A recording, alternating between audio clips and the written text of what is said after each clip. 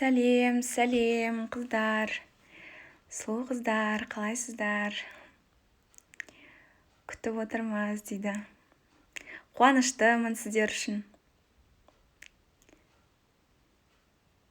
Кішкене бір 2-3 минут күтейік, барлығы қосылсын.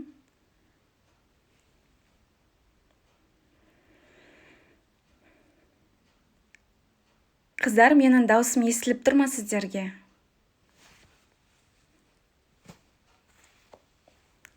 Уқты, қыздар емес дейді, тек жігіттер де бар екен, қуаныштымын.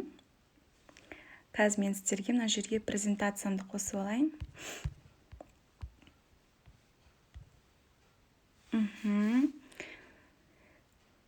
Сәлем, сәлем. Қыздар, менің даусым естіліп тұр ма сіздерге? Егер даусым естіліп тұрса, естіліп тұр деп жазыңыздар. Немесе плюс белгісін қоя кетіңіздер.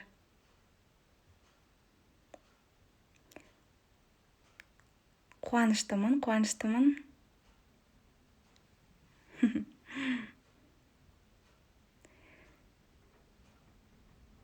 Аха. Бір 2 минут, хотя бы 3 минут күтейік, е, қыздар, қосылғанын.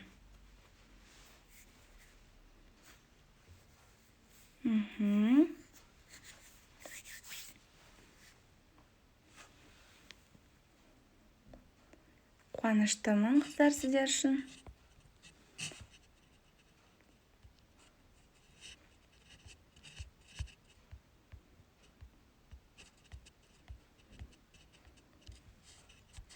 Мен негізі, қыздар, көптен бері...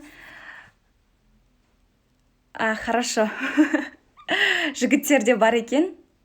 Қыздар, жігіттер деп айтам. Қыздар, қараңыздар. Қыздар, жігіттер, біз бүгінгі тақырыпта, яғни бүгінгі марафонда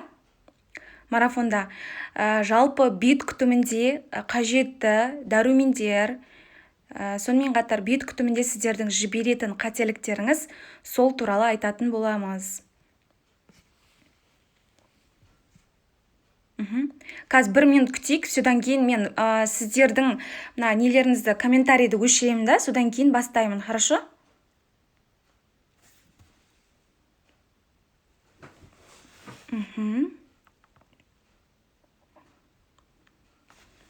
Аха. Все, мен өшіремін комментарийді. Жалпы бүгінгі марафон қатысушылары, бүгінгі марафонға қош келдіңіздер. Жалпы бүгінгі марафон кімдерге арналады? Бет терісімен проблемасы бар, кімде безеу, пигментация, купероз, құрғақтық, әртүрлі бет терісімен проблемасы бар қыздарға, жігіттерге, келіншектерге барлығына арналады. Сонымен қатар әжіммен күресіп жүрген, немесе жас кезінен бастап уже әжім түсе бастаған қыз келіншектер болсын. Сонымен қатар жүкті әйелдерге де болады, жүктілікті жоспарлап жүрген әйелдерге. Сонымен қатар косметиканың құрамын талдап үйренгісі келетіндерге. Ол туралы мен жаңағы тақырыпты ертеңгі марафонда именно косметикалық өнімдерді қалай таңдаймыз, оның ішінде бюджетті өнімдерді қалай таңдаймыз, сол туралы айтатын боламын. Сонымен қатар ерте қартаюдың алдын алғысы келетіндерге. Енді яғни айналып келгенде таза тегіс бет терісін қалайтын қыз келіншектерге арналады. Ер адамдарға да тоже. Мен ұзақ уақыттан бері тікелей эфирге шықпап едім. Тікелей эфирдің жаңағы өзінің условиялары өзгеріп кеткен екен. Қыздар, жігіттер, кімде осындай проблемалар бар? Проблемаларыңыз бар болса, тек жүрекшені басып кетіңіздер, толтырып. Аха, түсіндім.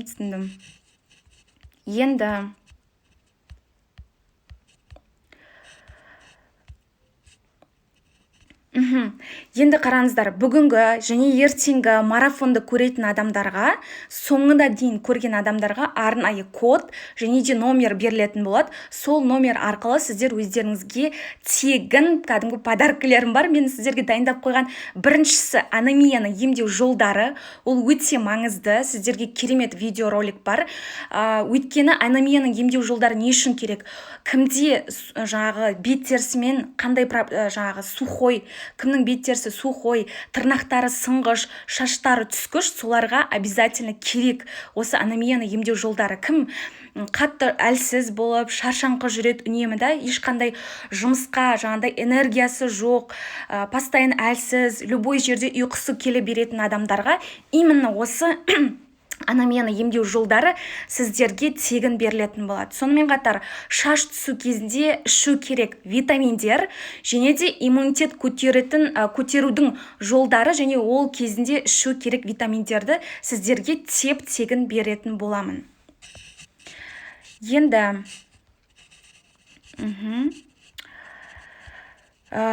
жалпы қараңыздар. Сонымен қатар осы марафонды соңына дейін көрген адамдарға сіздерге арнайы курсқа, менің өзімнің жасап шығарған супер кәдімгі бомба курсыма сіздерге өте күшті керемет жеңілдіктер болады. Сондықтан осы марафонды соңына дейін көріңіздер, қыздар.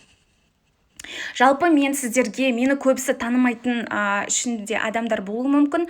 Мен өзімді сначала сіздерге бірінші таныстырып кетейін. Мен есімім Шаңдағы Жыныс Мейрамбайқызы, мен акушер-гинеколог, косметолог, дәрігермін. Менің 3,5 жылдық тәжірибем бар. Өзімнің практикада әлі күнге шейін жергілікті поликлиникада жұмыс жасаймын, және де жеке клиникаларда да жұмыс жасаған болатымын. Сонымен қатар осы уақытқа дейін мен қандай витамин ішемін атты марафон курстың 3 рет өткен болатымын. Сонымен қатар жүктілікті жеңіл өткіземін деген курстарым болды. Сонымен қатар менің өзімнің практикамда көптеген қыз-келіншектерге инстаграм парақшамда, сонымен қатар жеке консультацияларда бет күтімінде бюджетті өнімдерді өзінің бет типіне қарай таңдап үйреткен болатынмын. Енді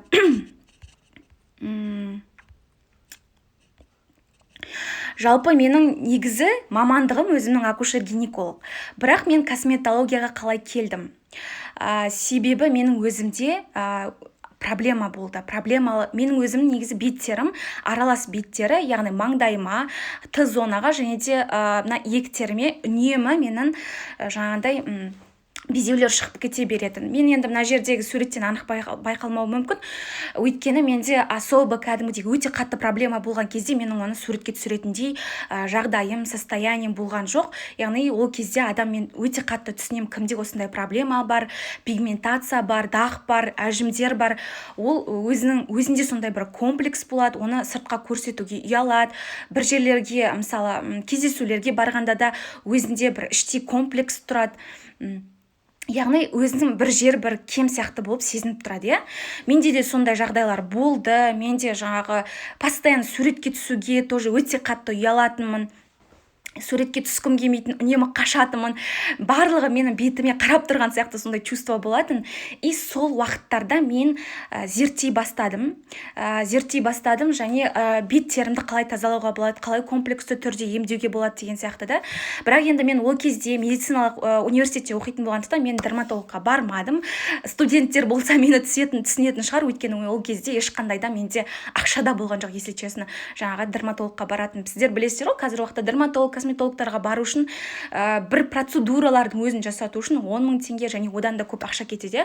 Ол плюс дерматолог, косметологтар в основном сіздерге жаңағы профессиональный өнімдер бар ғой косметиканың, соны тағайындайды. Профессиональный косметиканың көбіне почти өнімдері сәл қымбаттау жүреді. Оны мені тоже сатып алуға ешқандай қаражатым жетпеді. Сондықтан мен өзім білім іздей бастадым. Яғни әртүрлі жаңағы YouTube каналдардан, сонымен қатар өзімнің жаңағы танитын, біздің университетте өзімізде сондай дерматология сабақтары болды. Солардан барлығынан сұрап, общий білім жинау арқылы мен осындай таза идеалды бетке жеттім. Енді содан кейін менде уже жаңағындай не ашыла бастады. желание ашыла бастады, осы профессияға өте қатты қызыға бастадым. Кстати, қыздар, бұл марафон жаңағы менің еще плюс курсым, бұл жаңағы арнайы косметика дүкендерінде консультант болғысы келетін қыз келіншектерде өте үлкен мүмкіндік. Өйткені мен сіздерге құрамы бойынша таңдауды үйретемін. Сіздер құрамы бойынша қай косметика өнімі қай бет терісіне сәйкес келеді, соны таңдап үйрене аласыздар. Мына жерде өзімнің отзывтарымды көрсетіп қояйын, сіздерге дәлел ретінде. Бірақ енді отзывтар менде өте көп, мен бірақ олардың барлығын мына жерге салып отыра алмаймын. Жалпы енді қараңыздар, бүгінгі сіздердің осы марафонға келген кездегі шынайы ниеттеріңіз жақсы болса, сіздер өте жақсы білім ала аласыздар бұл марафонда да. Мен барынша сіздерге өзімнің білетін білімімді айтуға тырысамын бұл жерде. Енді жалпы бастайтын боламыз. Жалпы қараңыздар, біздің организмімізде ең үлкен жаңағы ауқымы бойынша ең үлкен бізде бұл орган тері, кожа. Жалпы біз мысалы өмір салтымызда тамақтанамыз, тамақтанған кезде ең бірінші жаңағы асқазан, ішектерден сіңірілген барлық тағам жаңағы питательный заттар, майлар, көмірсулар, белоктар, әртүрлі тағам арқылы түскен мысалы дәрумендер, минералдар, бұның барлығы ең бірінші в основном неге кетеді? Бізде ең маңызды органдарға бірінші кетіп қалады. Ол бізде мысалы миға, жүрекке, бауырға, өкпеге бірінші очередь кетіп қалады да, ең соңында қалған қалдықтардың барлығы теріге қалады. Яғни біздің терінің қызметін білесіздер. Бізде ол қорғаныштық қызмет атқарады, жылуды реттейді. Яғни қорғаныштық деген мысалы көптеген жаңағы сыртқы факторлардың зиянды нәрселеріне өте көп ұшырайды біздің тері. Мысалы суыққа, ыстыққа, суыққа, әртүрлі шаң тозаңдарға, соған өте көп ұшырайды. Сонымен қатар еще біз тамақ арқылы да оған көптеген нәрселерді бере алмаймыз, Мен бұл жерде сіздерге ең бірінші очередь, бұл жерде тамақтанудан бұрын мен сіздерге бет күтімінде қажетті витаминдер жайлы айтатын боламын.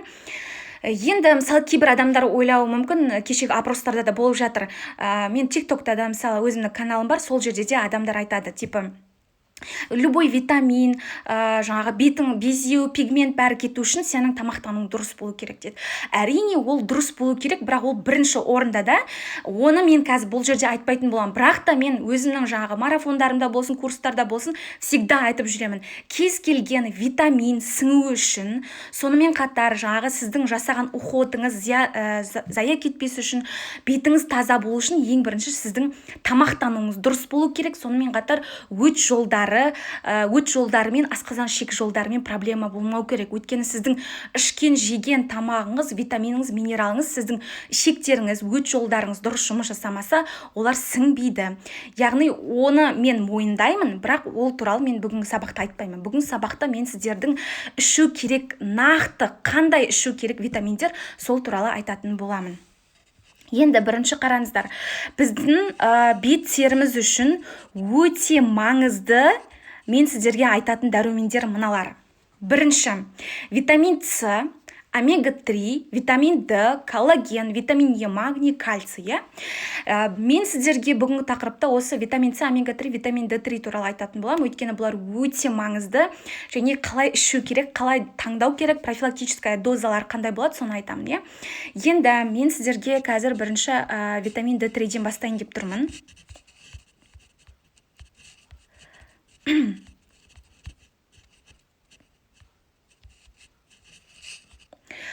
Жалпы қараңыздар, жалпы осы витамин D3, омега-3 және де витамин С біздің кожамызға қалай әсер етеді? Мысалы біздің бет теріміз, жаңағы мен айтқандай біздің бет теріміз өте көп сыртқы факторлардың әсеріне өте қатты көп ұшырайды. Сонымен қатар біз дұрыс тамақтанбаймыз, дұрыс тамақтанбаймыз, әртүрлі кола, фастфудтарды өте көп жейміз, және де мысалы дұрыс тамақтанбау әсерінен оның бәрі бетімізге отражаться етеді. Және де қараңыздар, біздің жалпы коллаген, эластин деген нәрсе бар, біздің беттерімізде. Сол коллаген, эластин біздің беттеріміздің жаңағы тегіс болуын, әжімдердің ерте түспеуін қамтамасыз етеді. Бірақ та ол нәрсе бізде уже 25 жастан асқан соң баяулай бастайды. Не үшін баяулайды? Өйткені біз оны өзіміз тудырамыз. Өйткені біз дұрыс өмір салтын ұстанбаймыз, дұрыс тамақтанбаймыз, витаминдерді ішпейміз. Соның нәтижесінен бізде организмімізге сіз дополнительный көмектесуіңіз қажет. Сіз дополнительно көмектесуіңіз үшін барлық нәрсені комплексті түрде жасау керексіз. Мысалы, любой нәрсені сіздер жетістікке жету үшін, мысалы, жетістік деп мен мысалы мына жердегі бет күтімін айтып жатырмын. Сіздің бетіңіздің тегіс болуы, жұмсақ болуы, серпімді болуы, әжімнің болмауы, пигментацияның болмауы, ол сіздің үшін жетістік болуы қажет. Мысалы, даже бизнесте де мысалы, или болмаса жаңағы арықтау үшін де, любой нәрседе бірінші не болу керек? Подход комплексный болу керек. Комплексный болу керек. Яғни дұрыс тамақтану, дұрыс жаттығулар жасау деген сияқты, бет күтімінде де сондай. Сіздің тамақтануыңыз дұрыс болу керек. Сіз нутриенттер, витаминдер, минералдардың жетіспеушілігін толықтыру керексіз. Сонымен қатар сізде бет күтімі дұрыс болу керек.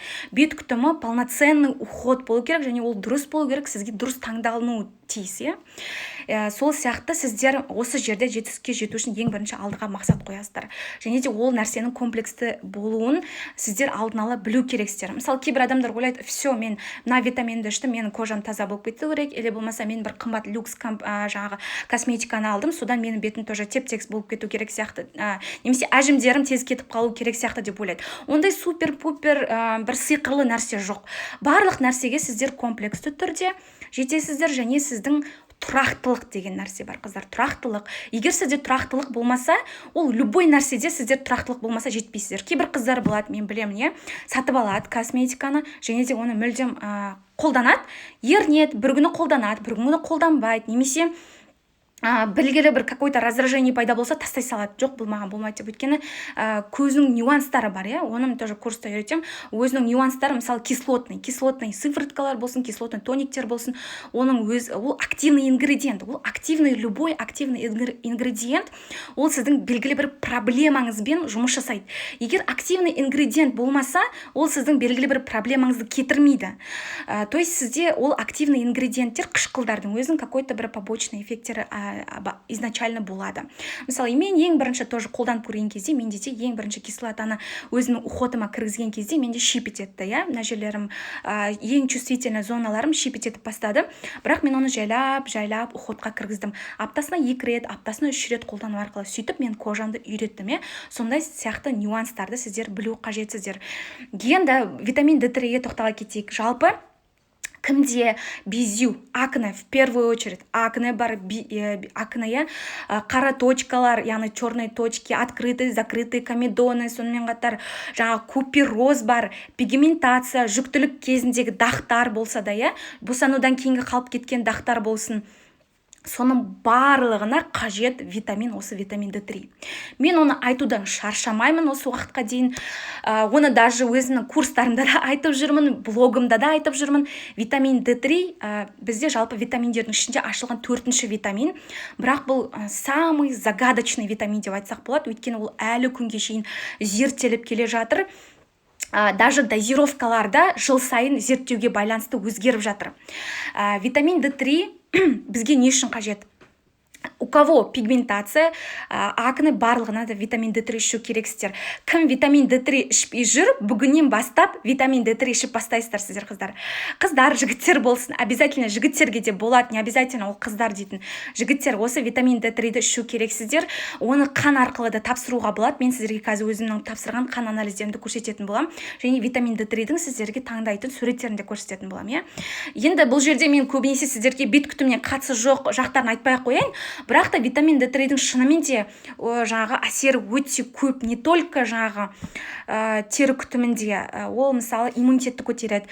Кімде акне бар, олардың местный иммунитеті төмен, және де общий жалпы иммунитеті төмен болады. Витамин D3 иммунитетті көтеретін ең бірінші витамин. Оны қазіргі уақытта прогормон деп атайды. Прогормон деп атайды, өйткені оның гормоноподобный қасиеттері бар, және де оның арнайы біздің терілерімізде, біздің теріде, көзімізде, барлық органдарымызда, асқазан ішек жолдарымызда, өкпеде, бауырда, барлық жерде, иммунный клеткаларымызда, біздің қандағы, осының арнайы рецепторлары болады. Сол арнайы рецепторлары арқылы кез келген органның өзінің жұмысын ары қарай дұрыс орындауына бұл дополнительно көмектеседі.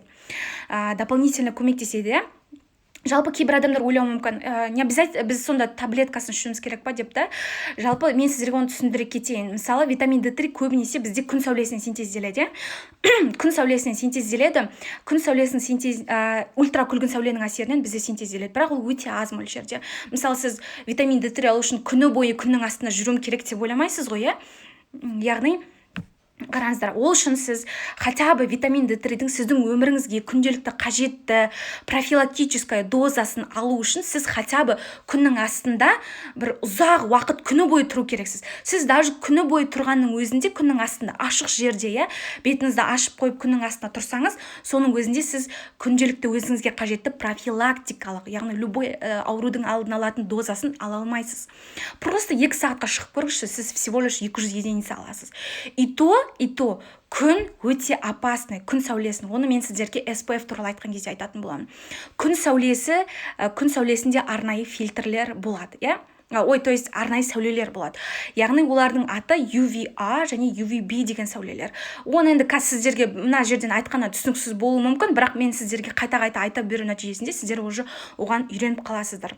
Жалпы күннен 2 сәуле түседі, тағы үшіншісі бар, енді бірақ пока сіздерге түсінікті болу үшін осыны айта беремін.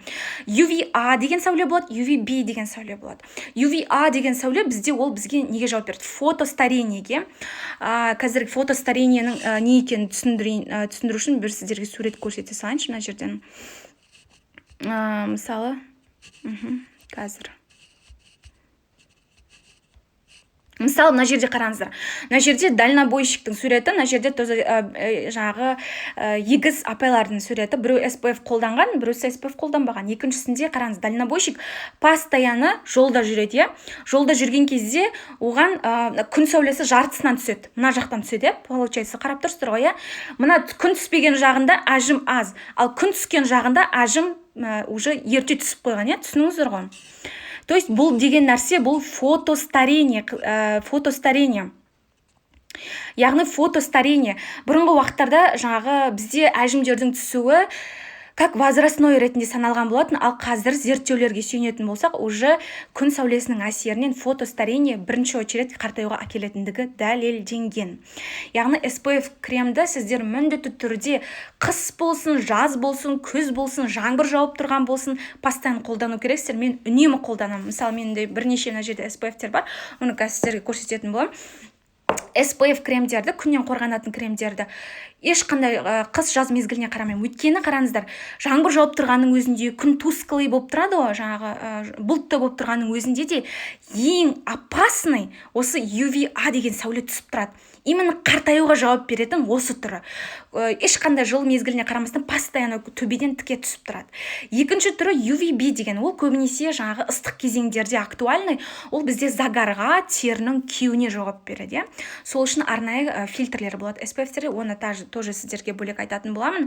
Жалпы енді түсініңіздер ғой, бізге, получается, витамин D3-ді күннен алған тиімсіз. Ал енді тамаққа келетін болсақ, тамақтан біз оны ала аламыз неден?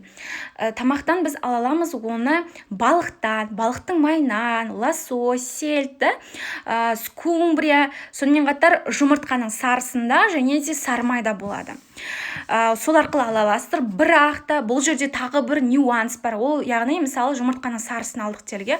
Ол жұмыртқаның сарысында витамин D3 бар, бірақ сіз оның профилактикалық дозасын опять же толтыру үшін сізге күніне 20 жұмыртқа жеу керек. Мысалы, сіз күніне 20 жұмыртқа жей алмайсыз ғой, егер хотя бы аптасына 3 рет балық жеу керексіз. Енді мен сол кезде айтар едім, ну ладно, хотя бы профилактикалық дозасының аз мөлшерде ішсеңіз болады деп. Ал егер сіз, мысалы, мен көп білем, әсіресе біздің қазақтың қыз-келіншектері, ер адамдар болсын, балық жемейді. Аптасына балық 3 рет жемейді. Байқасаңыздар, мына Жапония халқы, балық, теңіз өнімдерін олар өте көп қолданады. Соның есебінен олар жаңағы әртүрлі сердечно-сосудистый заболеваниялардан кететін өлімдер жағы өте аз. Өте аз, потому что олар постоянно балық өнімдерін өте көп қолданады. Ал біздер балық өнімдерін өте көп қолданбаймыз ғой. Сондықтан сіздерге мен айтарым, хотя бы добавка түрінде қабылдаңыздар, осы витамин D3-ді. Бұл жерде, қыздар, витамин D3 у кого бәрінде проблема барында емес, проблема жоқтарыңыздарда бүгіннен бастап осы витамин D3-ді алып ішіңіздер. Бұл сіздерге қосымша, бұл енді негізгі емге қосымша түрде жүреді. Енді қараңыздар. Қазір қалай тапсырамыз? Мен мына жерге өзімнің қан анализімді көрсетіп қойыншы. Мен бұрында витамин D3-ді білмеген кездерде мен вообще тексерілмеген болатынмын. Оны типа, зачем, туфта деген сияқты сөйтіп ойлайтынмын. Кейін өзімнің білімімді жетілдіре келе, уже маңыздылығын түсіне бастадым. Даже бет терісі үшін де. Менде көбісі сұрап жатады, қалай акнаны емдедіңіз деп. Менде барлық нәрсе комплексті түрде жүрді. Витаминдерді, нутриенттерді толықтырдым, жаттығулар жасадым, уход қостым. Енді витамин D3-ге қалай тапсырасыздар? Сіздер любой Олимп, Инвива деген сияқты лабораториялар бар ғой, соларға барып осы анализдерді тапсырсаңыздар болады. 25 гидроксивитамин D-ға қан тапсырайын деп едім деп айтасыздар. Нормасы қазіргі уақытқа дейін мен айттым сіздерге алдында, әлі күнге шейін зерттеліп жатыр. Өте загадочный витамин, өйткені көптеген ғалымдар оны ашуда қиналды. Өйткені ол где-то бір 4000-нан астам гендерге жауап береді. Даже бұнышы жаңағы экоға баратын адамдар, қыз-келіншектер де тоже неге кіреді бұл? Самый обследованиялар болады ғой, міндетті түрде өту керек, соған кіреді осы витамин D3-ді тексереді сол кездерде.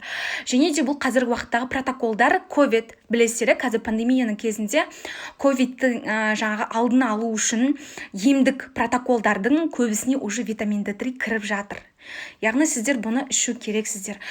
Сіздерде егер қандай да бір жаңағы грипп, мен айтып жатырмын, иммунитеті көтереді деп, грипп болса, ковидпен ауырған болсаңыз, немесе жаңағы ковидтің алдын алғыңыз келсе, осындай проблемалар болса, всем подряд витамин D3 тексеріліңіздер. Егер тексерілмейтін болсаңыздар, онда мен сіздерге қазір профилактикалық дозасын көрсетемін.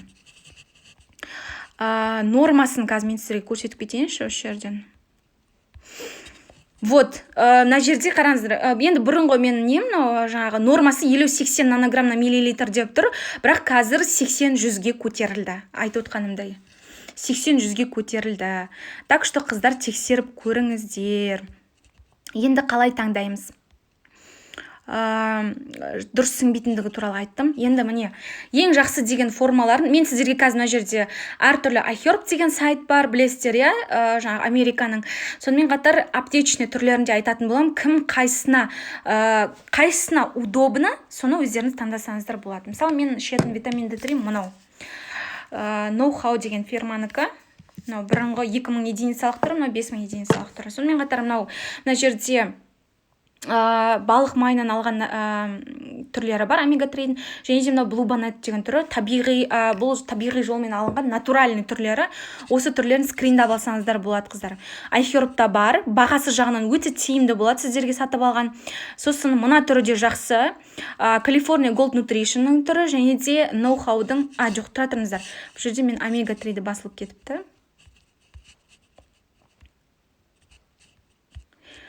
Вот, менің шетім мынау Know-how деген витамин D3, және де мынау Salgar фирмасынікі. Енді аптечный түрлерін көрсетейін. Кім iHerb'тан сатып ала алмайды, аптекадан осы түрлерін алса болады. D3 Max және де D3 Force деген түрлер бар. Бірақ та бұл аптекадан алған түрлер сізге в основном тиімсіз болуы мүмкін. Өйткені бұлада дозировкалар сәл аздау, да? Мысалы, сізге профилактикалық доза, немесе емдік доза 5000 единица керек болатын болса, сізге онда бұл жетпейді. Күніне 5 таблетка ішу керек болады, Сол үшін iHerb'тан осындай жаңағы дайын түрлерін алған сізге тиімдірек болады. Енді мен сіздерге қазір мына жерге дозировкасын айта кетейін. қазір таппай қалдым ма? Вот. Осыны скриндап алыңыздар, қыздар. Мына жерде сіздерге дозировкалар көрсетілген. Бұл енді кішкентай балаларға да деп барлығын көрсете салдым, мына жерде профилактикалық дозасын. Бұл жүкті әйелдерге де болады. Кстати, өте көп келеді маған, жүкті әйелдерге обязательно болады. 18 жасқа дейін 1500-2000 единица профилактикалық доза. Сонымен қатар үлкендерге 2000-4000 единица, және емізулі және жүкті әйелдерге 4000-6000 единица болады. Қазір мен сіздерге мынаны қалай кішірейтуге болады? Единица деген қалай? Мына жерде қараңыздар. Мысалы, мына жерге көрініп тұр ма сіздерге? Мысалы, мына жерде менде единицаны қалай білесіздер? Өзінің дозировкасында жазылып тұрады. Сіздерге профилактическая доза күніне бір реттен ішесіздер, таңертең тамақтан кейін және майлы тамақтан кейін болу керек, сол кезде сіңеді. Обязательно бұл майда еритін витамин болғандықтан сіздің өт жолдарыңыз жақсы жұмыс жасауы қажет. Қалай таңдайсыздар? Мысалы, мына жерде ИУ деп тұр ғой.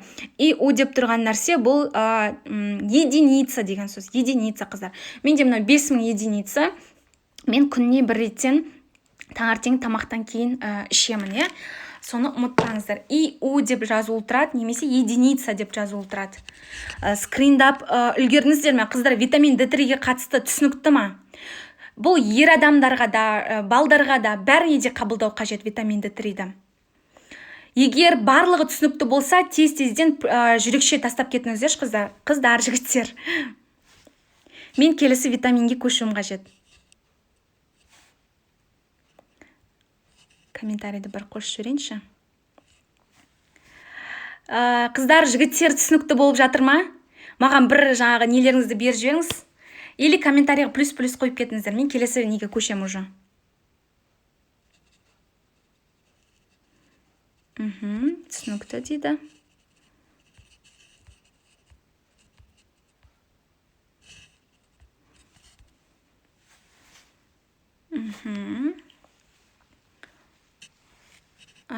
Все, түсінікті дейді. Қыздар, мен прямой эфирді сақтамаймын деп айтқан болатынмын. Так что көріп қалыңыздар. Все, түсінікті. Енді нені өшірем. Енді қараңыздар. Екінші бізге қажет витамин, бұл омега-3. Бұл омега-3-ді F витамины деп те атайды. Енді английскийден аударғанда fat, яғни жиры дегенді білдіреді. Бұл омега-3-дің құрамында полиненасыщенный жирный кислоты болады, яғни ол бізде көп қанықпаған май қышқылдары деген. Ол да бізге өте маңызды, әсіресе біздің кожамыздың серпімді болу үшін, эластичный болу үшін, жұмсақ болу үшін, әсіресе біздің жағы сосудтардың, коллагеннің бөліну үшін өте қажет витаминдердің бірі бұл омега-3. Омега-3-ді тоже сырттан қабылдау өте қиын, өйткені кім аптасына 3 рет балық жемейді, оларға обязательно осы омега-3-ді ішу керек болады.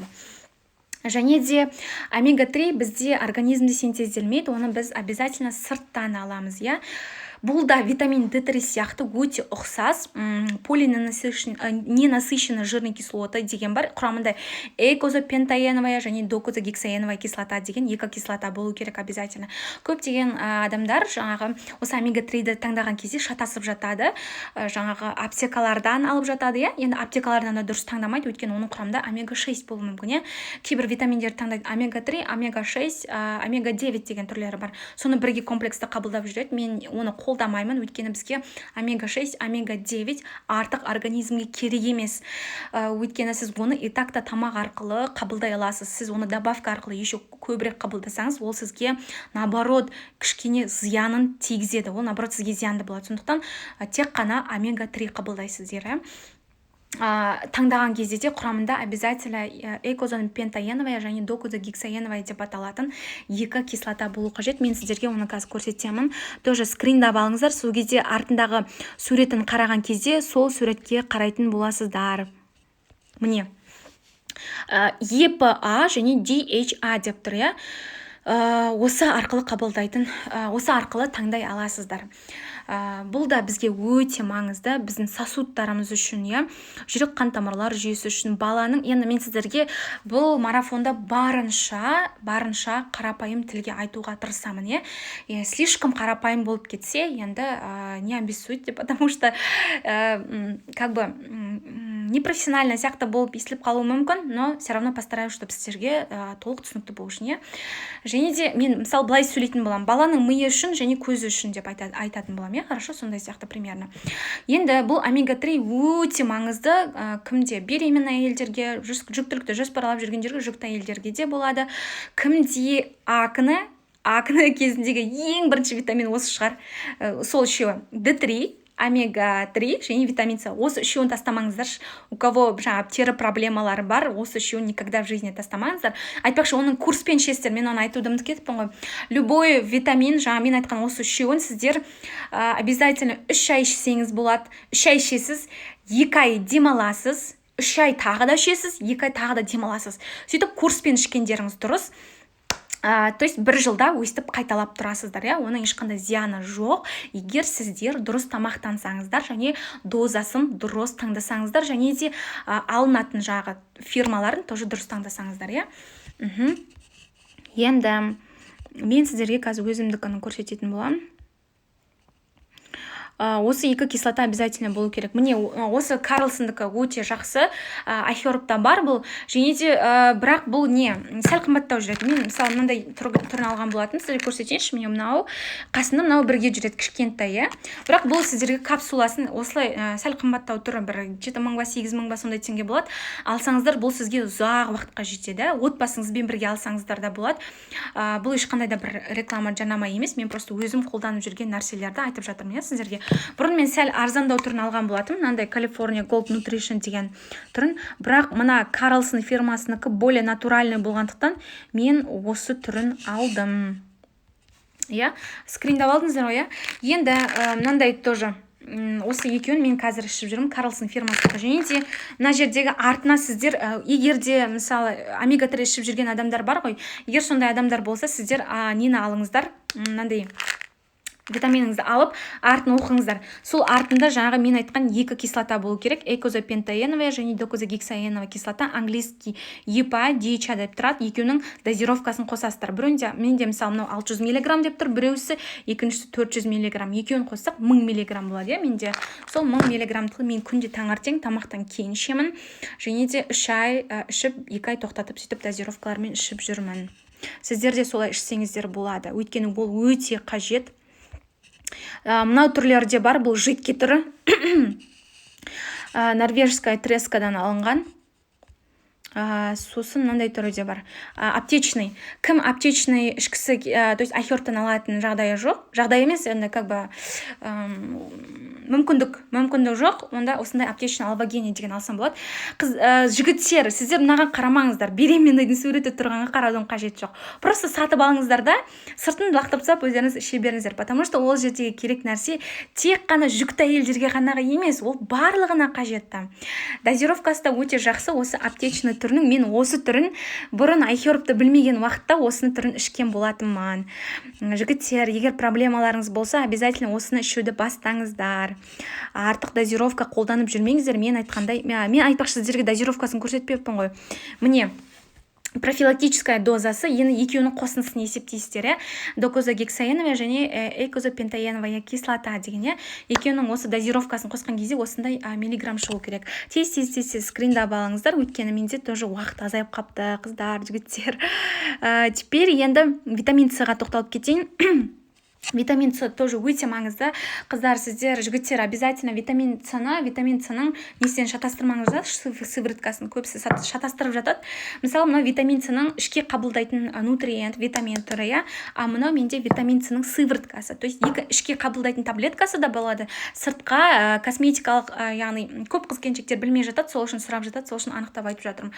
Бұны как ход ретінде қолданасыздар. Бұл көбінесе жаңа витамин С-ны менің пигментация, веснушкаларды, көбінесе жаңағы пигментный пятналарды ағарту үшін қолданамын. Бұл антиоксиданттық қызметі бар. Бұл туралы кейін айтылады сіздерге. Және де бұл мен қазір сіздерге витамин С-ның осындай дозировкасын айтатын боламын. Менде мынау эстер С, айхербтің витамин С профилактическая дозасын қабылдап жүрмін, 500 мг. И мынандай түрі де бар, МВ-дікі, кажется. Дозировкасы сәл аздау, енді мен пока как бы ощущение көру үшін қолданып жатырмын. Жаңағы айтқанда витамин С тоже кожа бізде өте маңызды. маңызды, өйткені бізде именно коллаген эластин бар ғой, упругий болуына көмектесетін. Сол коллаген эластиннің бөлінуіне көмектесетін осы витамин С.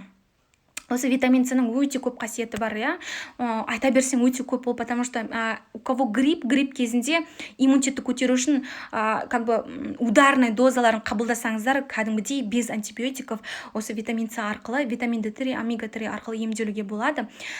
Ол туралы тоже курстарда полноценно айтатын боламын, мына жерде үлгермей жатырмын. Және де у кого стресс кезінде организмде өте көп мөлшерде магний жоғалады. Сонымен қатар бізде стресс гормоны кортизол көп бөлінеді. Яғни бізде бүйректің үстінде арнайы без болады.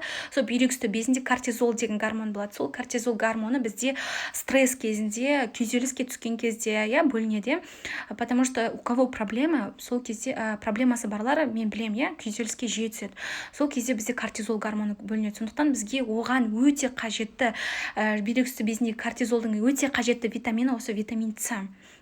Витамин С сонымен қатар анемия кезінде, кімде анемичный, соларда темір препараттарын ішеді ғой, сол темір препараттарының сіңімділігін жақсарту үшін қолданылатын сіңімділігін арттыратын осы витамин С. Немесе витамин С қосылған арнайы сондай темір препараттары болады. Соларды бірге ішкендеріңіз дұрыс, Сонымен қатар ағартатын қызметі бар, у кого пигментация, тоже обязательно витамин С ішу керексіздер. Витамин С-ның формалары өте көп. Аскорбат кальция, аскорбат натрия деген түрлері бар. Тоже мен сіздерге суретін көрсетіп кетейінші. Что-то үлгермей жатқандықтан асығыс айтып кеттім қыздар сіздерге. Қараңыздар, дозировкасы. Сейчас. Енді мына жерге дозировкасы сыймай қалыпты. Мынаны скриндап алсаңыздар болады. Кімде проблема бар, проблема бар. То есть ешкімде, егер сізде проблема жоқ болса, геморрой жоқ болса, потому что бұл витамин С сосудистый стенканы жақсартады. У кого купероз, кстати, куперозды ұмытып жатырмын. Кімде купероз, кімде варикоз бар, кімде геморрой бар, соның барлығына қажетті бұл профилактикалық дозасын ішсеңіздер болады. 500 миллиграммнан күніне 2 рет немесе 3 реттен. Мен мына жерге шығаруды ұмытып кетіппін. Обязательно тоже қабылдау керек. В общем, бізге ең идеалды жағдайдағы осы 3 витамин. Мынау түрі жақсы, содиум аскорбат деген, содиум аскорбат түрі бұл бізде порошок түрінде. Кімге порошок түрі ыңғайсыз, капсула түрін алсаңыздар болады. Немесе мынандай порошок түрі бар, липосомальный витамин С деген, сонымен қатар мынандай менікі бар, эстер С деген 500 миллиграммдық. Обязательно осы үшеуін ұмытпаңыздаршы. Витаминдер жайлы түсініктеме. Мен бұл жерде қазір уақыты аз қалған, всего лишь 20 минут үлгермей қалуым мүмкін. Егер витаминдер жайлы примерно түсінікті болса, то что жүрекшенің не істеп кетіңіздер, қойып кетіңіздерші. Түсінікті. Енді жалпы адамдардың көптеген проблемасы бар адамдардың көп жасайтын қателіктері қандай? Халықтық, енді сол туралы айтатын боламыз. Халықтық емдеу тәсілдерін қолдану. Мен оларды вообще түсінбеймін қазір уақытта. Тем более қазір TikTokта көбейіп кеткен, әсіресе жастар, студенттер солар туралы өте көп көреді және соны қайталайды. Мен оны даже өзімнің TikTok каналым бар, сол жақтан көріп отырамын. Және де мен вообще таңғалам сондайларды істейтін адамдарды көрсем. Өйткені бұл деген сұмдық қой, қыздар, жігіттер. Өйткені қазір заман дамыды, заман дамыды, арнайы косметикалық өнімдер бар шығарылған, құрамында қандай да бір активный ингредиенттер бар, Мысалы, көбісі қолданып жатады содадан жасалған, күріштен жасалған, спирт қосылған, өздері қолдан жасап, помидордан жасалған, лимон қышқылы қосылған, солардан жасап жатырған, сондай қолданып көрген қыз-келіншектер, жігіттер бар ма? Сәл қосып жіберейін, Араларыңызда сондай халықтық емдеу әдістерін қолданған адамдар бар ма? Бетті ағарту үшін күрішті қолданған, сонымен қатар соданы, лимонды қолданған адамдар бар ма? Егер қыз-келіншектер, жігіттер сондайды қолданған болсаңыздар, мүлдем мұндай нәрсені қолданбаңыздар. Өйткені олардың әсері қысқаша уақытқа ғана, және де ол не істейді, сіздің бетіңізді күйдіріп жіберуі мүмкін. жоқ дейді, иә дейді. Мысалы лимонный кислота мысалы негізі арнайы жаңағы косметикалық ингредиенттерге, косметикалық өнімдерге, бетті ағартатын косметикалық өнімдерге қосылады лимонный кислота, бірақ ол арнайы өңдеуден өткен. Өйткені бұның формасы басқа, ал мынау шынайы кәдімгі сіздер қолданатын үй жағдайындағы лимонның кислотасы басқа. Өйткені ол сізді не істеуі мүмкін, күйдіріп жіберуі мүмкін. Бостан бос сіз өзіңізге не жасайсыз, жаңағы беттің барьерлік қызметін бұзасыз. Өйткені біздің терімізде арнайы жазып жатыр екен, я қолдандық деп. Енді білмегендіктен қолдандыңыздар, енді қолданбайсыздар деген үмітсемін. Енді қараңыздар, ойым бөлініп кетті. В общем, осы өнімдер жаңа айттым, косметикалық өнімдердің құрамына қосады, яғни белгілі бір концентрацияда және де белгілі бір өңдеуден өткен, және де косметикалық өнімдердің құрамына арнайы жаңағы консерванттар қосады, чтобы олардың жаңағы срок годности жақсы болу үшін, яғни арнайы бір бактерияларға, бактерияларға в основном, және де саңырғылақтарға, яғни грибоктарға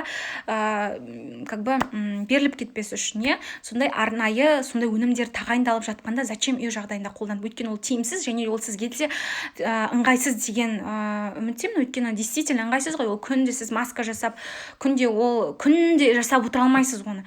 Бір күні жасасаңыз, бір күні жасамайсыз, Өйткені, в общем, сіздер қыздар егер осындай қолданып жүрген болсаңыздар, мүлдем тоқтатыңыздар. Бұл өте сұмдық жағдай, оны мүлдем қолданудың қажеті жоқ. Косметикалық өнімдер тұрған кезде, және де ол косметикалық өнімдерді де таңдауға болады. Тоже мен ол туралы ертеңгі сабақта айтатын боламын.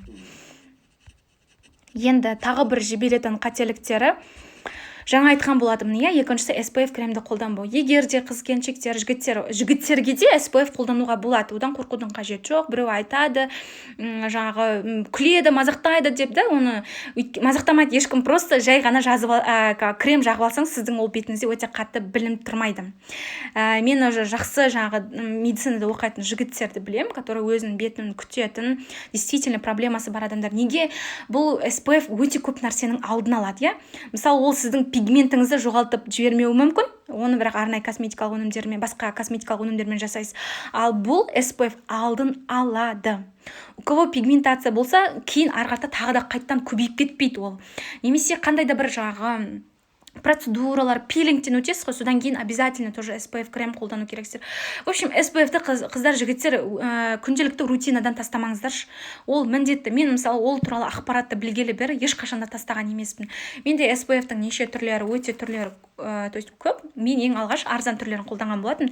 Мен негізі көп косметикалық жаңағы средстволарды тастаған жоқпын. Сіздерге обзор жасап, бюджетті қалай таңдауға болады, люкс косметикаларды қалай таңдауға болады, соны үйрету мақсатында. Мен мысалы қолданғаным бұрынғы диапростікі, өте арзан тұрады, 2000 теңге ма, где-то 1800 теңге ма, сондай тұрады, Бірақ бұл в основном у кого сухая кожа, соған көбірек подойдет. Өйткені құрамында гиалурон қышқылы бар, және де кожаға кішкене сәл андай жирнылы, қатты болып, андай жирнылы болып тұрады.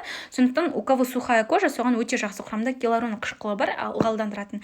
Немесе мынандай арзан Фрудиянікі бар. Или болмаса мынау корейдікі Сью Скин деген. Маған бірақ ең жақсы ұнағанды корейский Сью Скин деген бар, және де Санкиллер деген бар. Өте популярный, білетін шығарсыздар. Мынаның несі как су сияқты, легкий. Мен жігіттерге осыны рекомендовать етер едім, Сью Скин деген түрінші. Кейін тоже мен сіздерге өзімнің курсымда мен сіздерге бүткіл санскриндерді, яғни осы SPF кремдердің арзан түрлерін, қымбат түрлерін барлығын сіздерге көрсететін болам, қалай таңдау керектігінде тоже көрсететін болам, және суреттерімен дайын беретін болам, сіздерге. Мынау мысалы Сью Скин деген несі текстурасы су сияқты, легкий, жеңіл болады. Негізі байқасаңыздар көп деген санскриндердің құрамына химический, физический фильтрлер деген болады. Енді оны тоже сіздерге мына жерде түсініксіз болуы мүмкін, уже кейін айта келе түсінесіздер.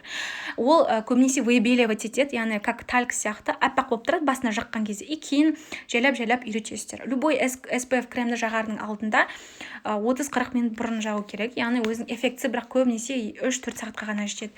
Егер күннің астында ұзақ уақыт жүретін болсаңыздар, онда обновление жасау керек. Арнайы спрейлер бар, ол туралы тоже айтатын боламын. Яғни түсініңіздер ғой, кім әжім қаламайды, мына кісі сияқты фотостарение қаламайды, пигментация қаламайды, SPF тастамайсыздар. Бүгіннен кейін сіздер енді SPF қолданып бастайсыздар деген үміттемін.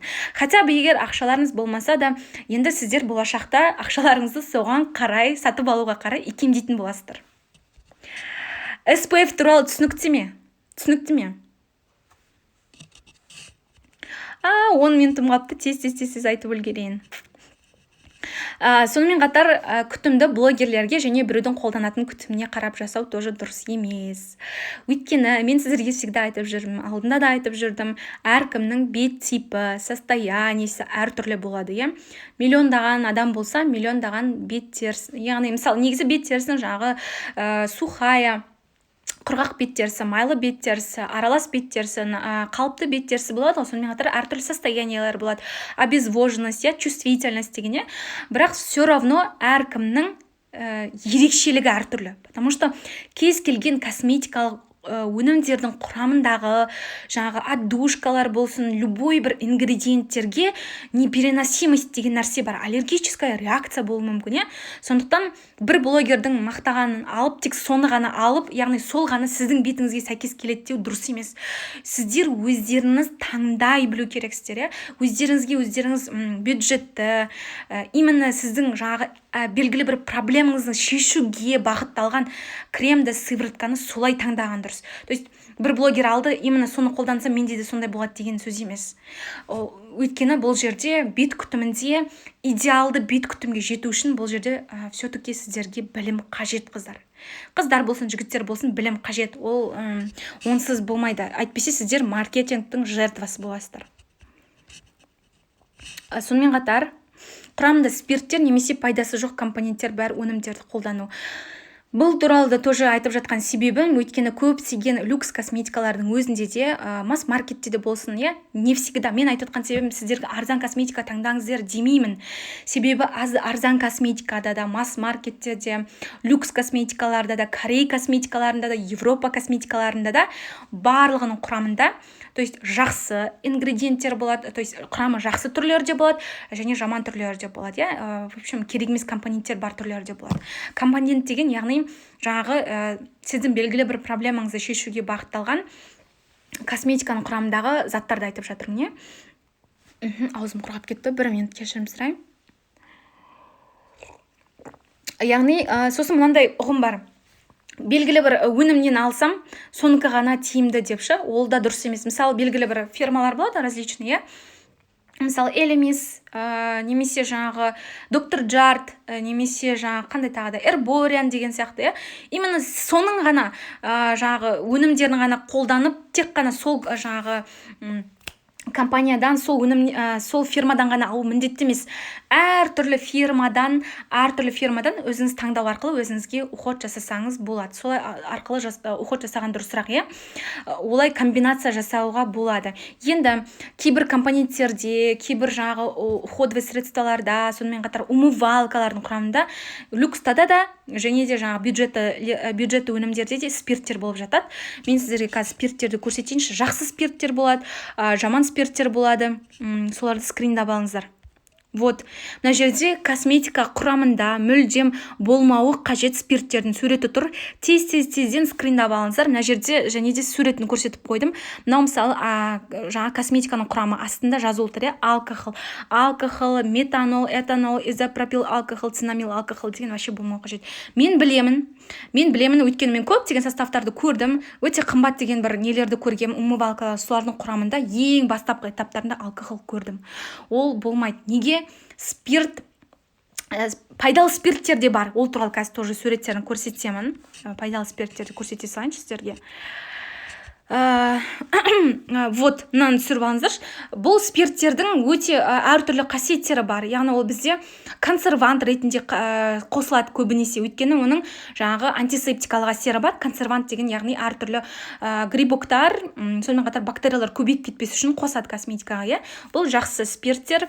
сонымен қатар эмульгатор ретінде болуы мүмкін, жаңағы косметиканы қоюландыру үшін қосылуы мүмкін, осы спирттер. Бұлардың болғаны нормально. Бірақ не желательно бастапқы этаптарында, бастапқы жақтарында болмағандар дұрыс. Өйткені бастапқы жақтарында көбірек болса, ол бетті сушить етуі мүмкін, яғни құрғатып жібереді. Бастапқыда білінбейді. Сіздер үнемі мысалы косметиканы сатып аласыз, құрамында спирт болады. Басында білінбейді, қолданып жүресіз. Егер сіз оны регулярно қолданатын болсаңыз, ол сіздің наоборот бетіңіздегі липидный барьерді құртады, pH-ын құртады. pH деген қалай? Мысалы беттің өзінің арнайы несі болады, pH-ы болады, яғни ол 4,5, 5,5, яғни кислый болады. Сол кислый ортадан асып бүлдіретін болсаңыздар, сіздер жаңағы липидный барьерді, ол кислый ортада, то есть кислый емес сілтілі ортаға ауысып кететін болса, ол ортада ол бактерия, вирустар размножаться етуге өте керемет бір орта болып саналады. Ой, бұл қыздар 5-ақ минут қалыпты. Енді бұл туралы айтпай қояйын. Енді қыздар қараңыздар. Сонымен қатар әртүрлі энзим нелерді қолданбау керек. Қазіргі уақытта скраб және де скраб. Вообще кім қолданып жүр осындай бейкинг паудермен, вообще жек көрем бар ғой. Бейкинг паудер және де вот это чистая линияның скрабын, ладно, денеге қолдансаңыздар болады, бірақ бетке, не только вообще бетке қолданбаңыздар. Бұның құрамындағы частицалар өте үлкен, оның орнына осындай энзимный пудралар шықты. Несі ферменттері, как бы частицалары өте майда, бетті травмировать етпейді, беттік липидный барьерін құртпайды. Осындай нелерді алсаңыздар болады. Енді жалпы уақыт болып қапты, қыз-келіншектер, жігіттер, сондықтан тез айтып кеттім соңғы жақтарын. Енді қараңыздар, бүгін эфирдің бірінші күнде мен жалпы витаминдер сіздердің жасау мүмкін қателіктеріңіз жайлы айттым. Енді ертең осы бүгінге соңына дейін көргендерге қазір мен сіздерге сыйлықты қалай алу керектігін айтатын боламын. Енді бет күтімінің негізі туралы ертең айтатын боламыз. Жалпы сонымен қатар косметика таңдаудағы қателіктер, маркетингке сіздер қалай алданып жүрсіздер, мен сіздерге бүйтіп прям талдап көрсететін болам. Бюджетный средстволарды, яғни әркімде әртүрлі бюджетті өнімдер біреуге басқаша, мысалы бір 5 мың теңге бюджетті, біреуге бюджетті болуы мүмкін, 2 мың теңге бюджетті болуы мүмкін, 10 мың теңге бюджетті болуы мүмкін. Сондықтан сіздерге мысал ретінде түсіндіретін болам. Ертең уақытта сонымен қатар курсыма продажа ертең ашылатын болады. Соңына дейін көргендерге өте басқаша, бүгіннен басқаша сыйлықтар болады прям. Бүгін білесіздер, мына номерге, мына WhatsApp номерге сіздер жазу арқылы мен айтқан бүгінге сіздерге уәде берген беттің жаңағы у кого құрғақ кожа, шашы сынғыш, тырнақтары сынғыш, постоянно әлсіз жүретін қыз-келіншектер, жігіттерге анемияны емдеу жолдары, сабақтары тегін берілетін болады сіздерге. Соны алу үшін осы номерге жазыңыздар. Және де ол подарканы алу үшін Алтынбек деген кодты айтасыздар. Алтынбек деген менің інім. Сондықтан сол кодты айту арқылы осы сыйлықтарды ала аласыздар. Уже 4 минут қалыпты. Енді комментарийді қосайын.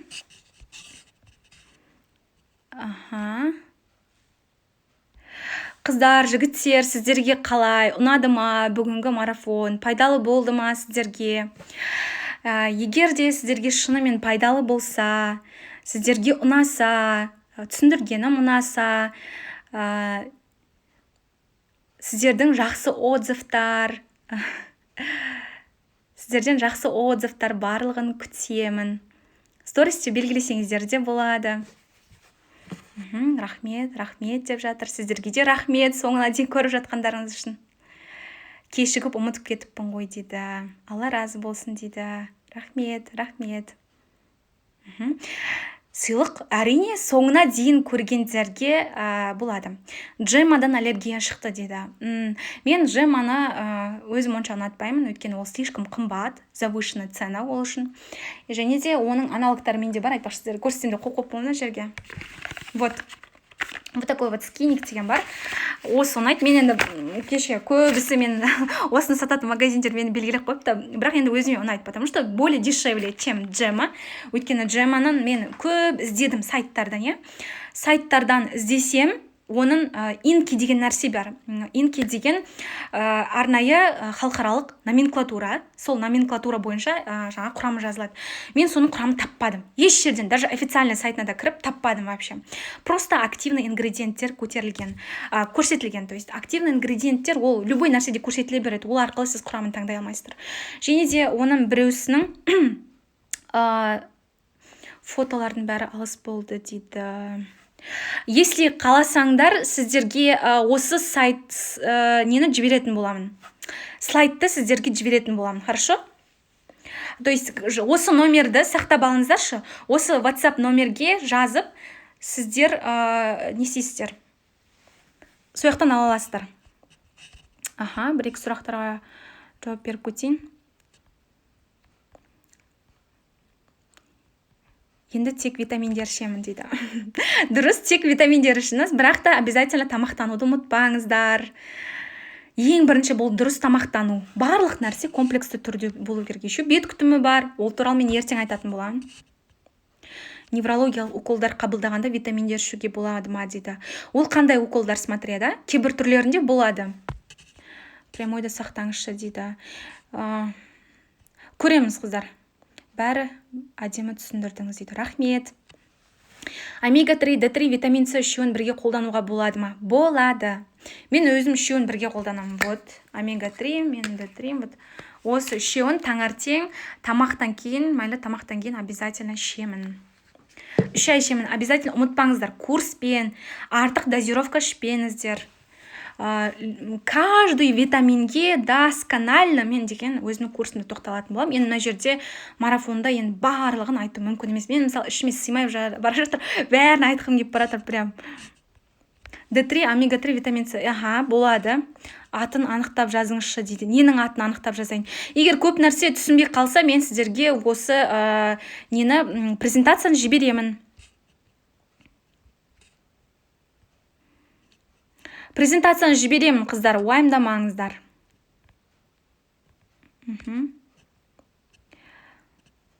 Бізге сіз алатын кремдерді біз қай жақтан алсақ болады дейді. Ол туралы мен сіздерге тоже курста да айтатын боламын. Негізі историста да айтып жүрмін, көбісі кейде байқамай қалады ма, білмеймін. Мен арнайы сайт бар, приложение бар. Российский брендтер көбінесе сатады ол жақтарда. Wildberries деген приложение бар, сол приложение арқылы мен өзіме заказ беремін. Ол жақта российский бренд болғандықтан, Россиянікі болғандықтан ол жақта арзан жүреді да. Немесе мен Корей магазины бар ғой, әртүрлі Европаның, корейский жаңағы косметиканың магазиндерін сататын дүкендерден аламын. Мен енді белгілі бір магазинді белгілесем, енді как не сияқты болып қалады, енді өйтпей қойын. Телеграмға салыңызшы дейді. Хорошо, болмаса телеграмға жібереміз.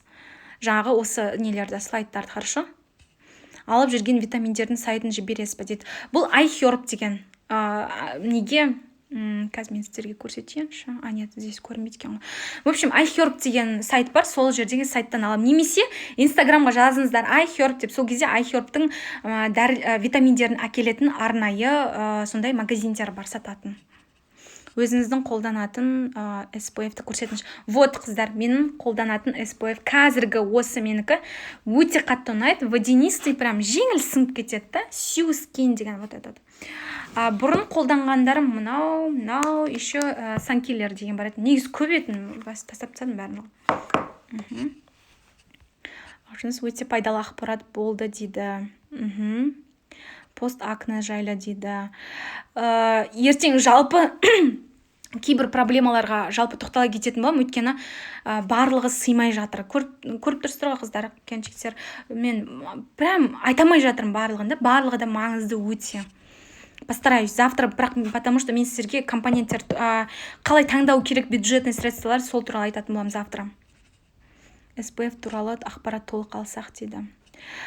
Ол туралы ақпаратты толығырақ сіздер курста ала аласыздар. Болмаса менің нелерімде де бар ақпараттар, инстаграмда тегін ақпараттар бар. Жақында тоже видеоларды салатын боламын. Мен Мереке қолданамын, бірақ жақпай жүр. Мереке ескірген. Составтары тоже ескірген бұрынғы. Витаминдерін алсам болады ма дейді. Дозировкалар сәл аздау, но болады.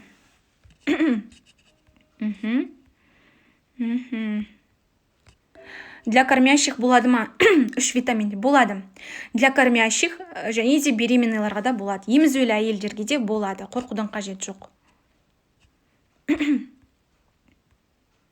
Аха. Все. Примерно түсінікті болды деймін, қыз-келіншектер. Телеграмға салам, уайымдамаңыз. Өзімді үлкейтейін десем, соны баса алмай жатырмын. Что-то білмеймін. Ұзақ уақыттан бері мен эфирге кірмеген, поэтому сондай болып тұр.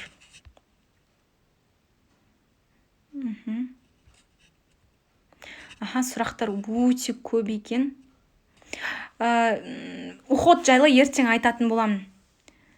Потому что бүгін безеуге де, акнеге де, гиперпигментацияға да, дақтарға да, кімде әжім бар, бәріне қажетті витаминдер мен қателіктер туралы айтып шықтым.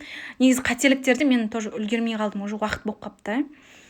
Аха, все түсінікті болса, қыздар, мен сіздердің күшті отзывтарыңызды күтемін. Всем пока. Сыйлықтары алу үшін осы номерге жазыңыздар, немесе телеграм арқылы жіберетін боламыз.